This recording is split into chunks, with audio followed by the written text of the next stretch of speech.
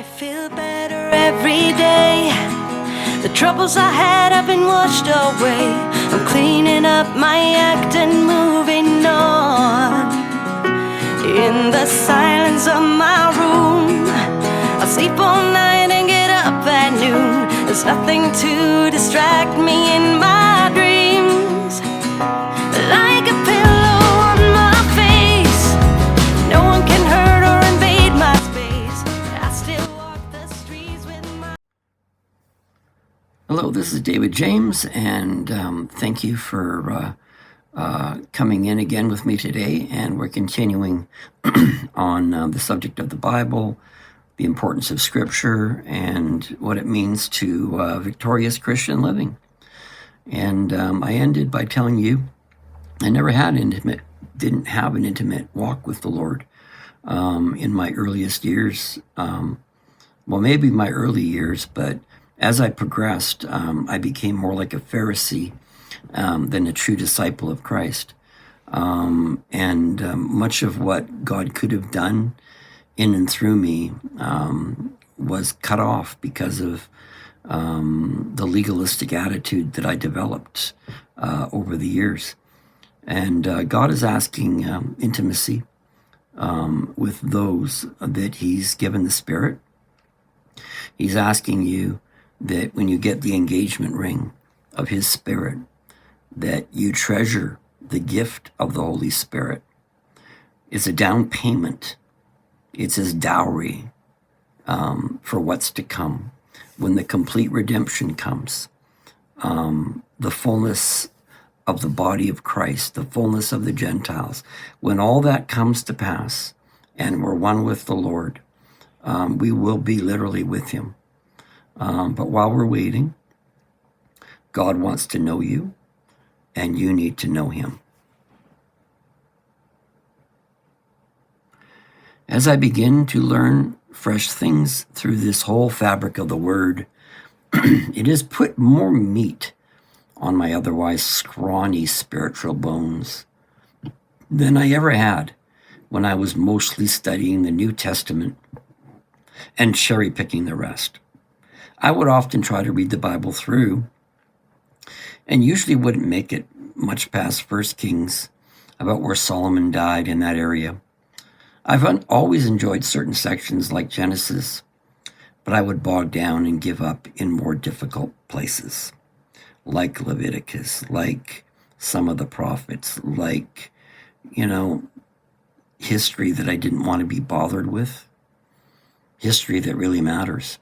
That if you understand how God dealt with His people in times past, you'll understand He hasn't changed His attitude about sin.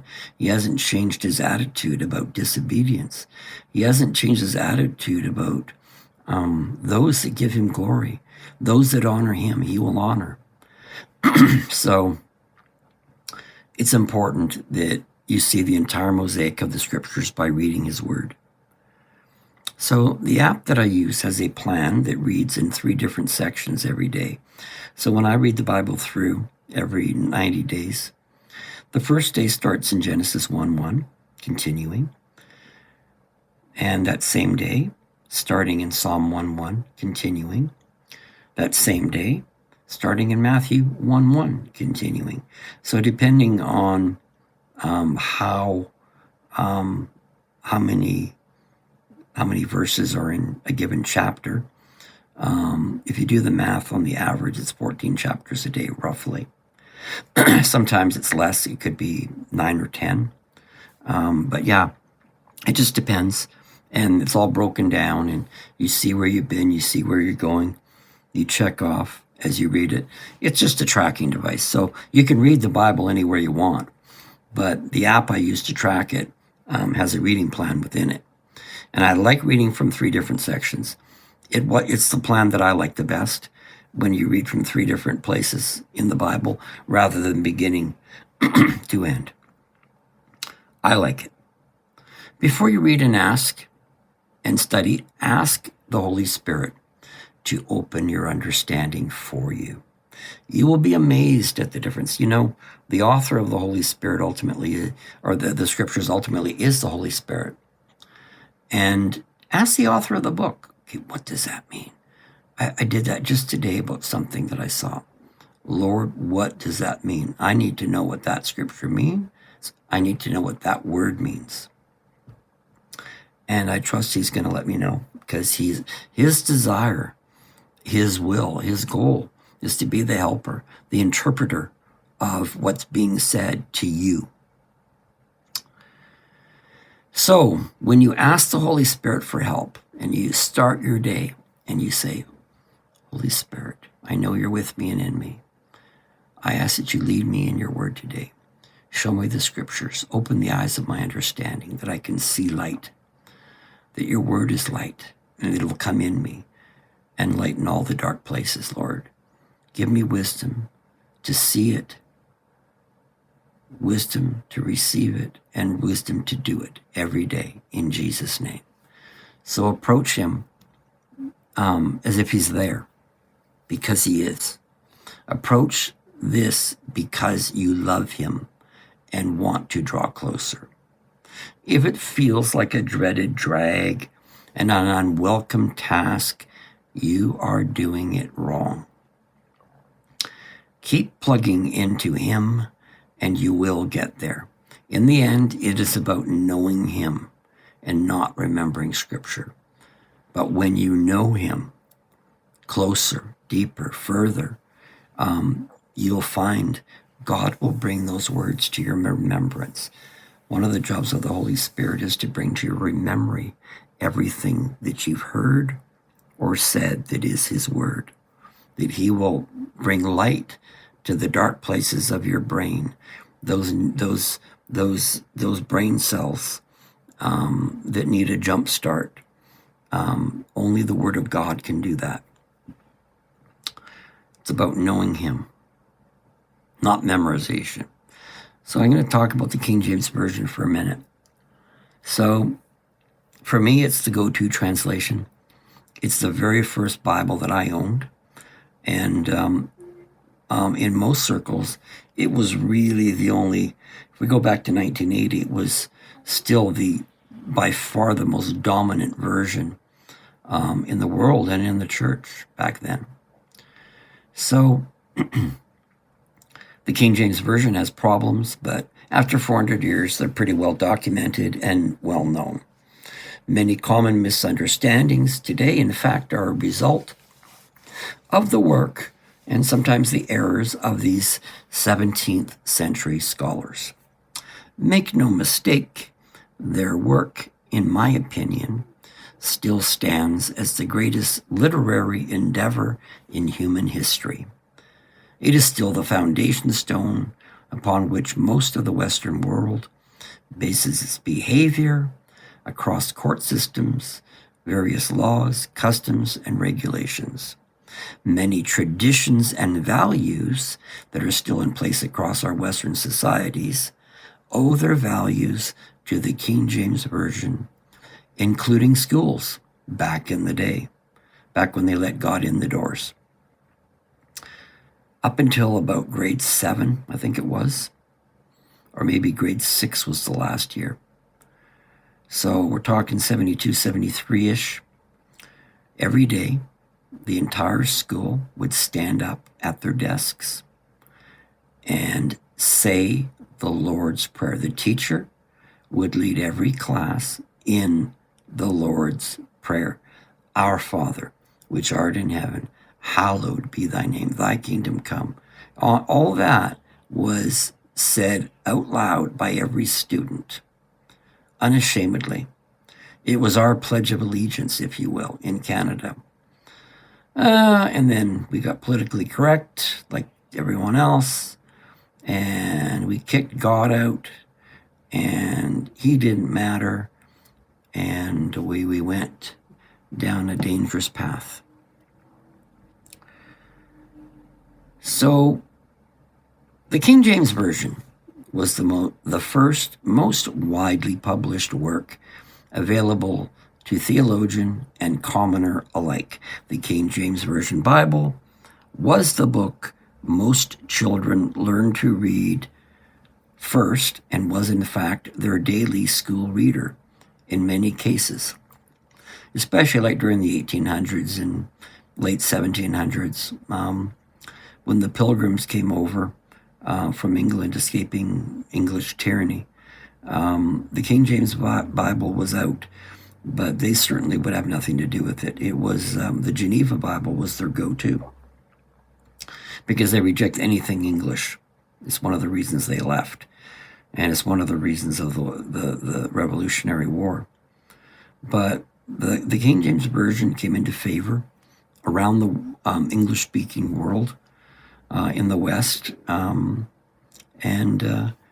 became very highly thought of across all religious and societal boundary. The King James Version was my first and original Bible starting in 1980. I also have been listening to Alexander Scourby read the Bible to me for nearly 40 years. I first owned the cassettes, then the CDs, then online, and now the app, both on and offline.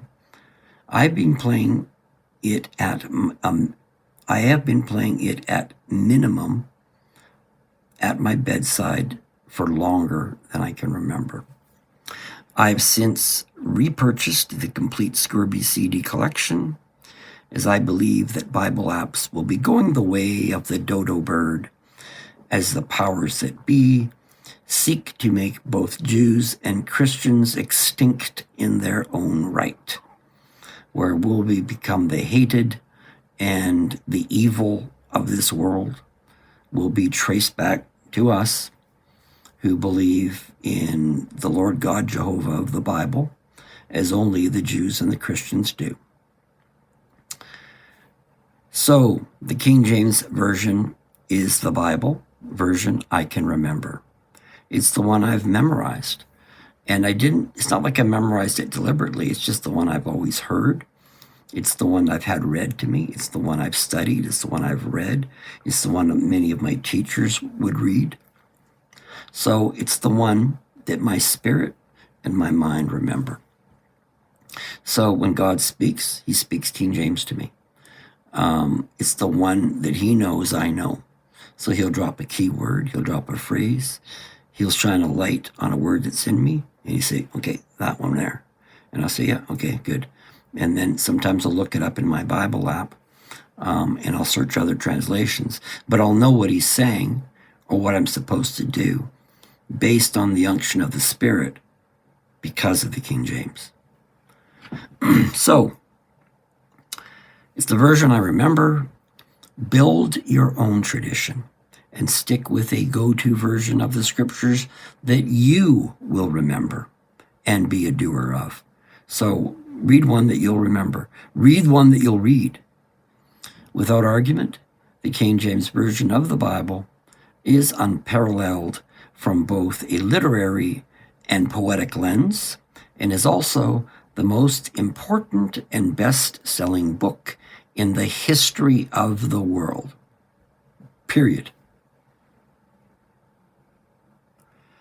When my spirit or the Holy Spirit communicates to my thoughts, I hear key words, phrases, and scriptures using KJV language. That is the reason he speaks to me this way. He knows that if I receive the keyword or phrase on my brain cells, I can search and find it in 5 or 10 seconds, on the average electronically. From there, I can immediately translate it to anyone or to myself in any other translation. But the King James Version is my springboard to more. So when you are familiar with a translation, no matter what it is, and you remember those words, that's your springboard to more truth. Use it, because that's what God will speak to you. He'll remind you of what you heard. He'll remind you of what you read. Remember God's written word. Logos is the landing strip for the pure revelation word, the Rhema, with which we are all told to live by. Remember what Jesus told Peter. In Matthew 16, Jesus answered and said to him, "Blessed are you, Simon Bar-Jonah, for flesh and blood has not revealed this to you, but my Father who is in heaven. So one of his very first rhema words, other than this is the Messiah and I'm going to follow him, was he is the Son of the living God. That's what Simon said right before this. He said, you are the Christ, the Son of the living God. And he also encouraged them further with some of his foundational teaching on the work of the Holy Spirit in hearing and understanding God's voice. We're going to end that here, and I think there's one more. There's a lot going on here. I don't want to rush it, but yeah, you'll hear and understand his voice when whatever scripture version you're reading becomes part of you. And that's when it matters. Thank you for watching, and I will see you on the next one.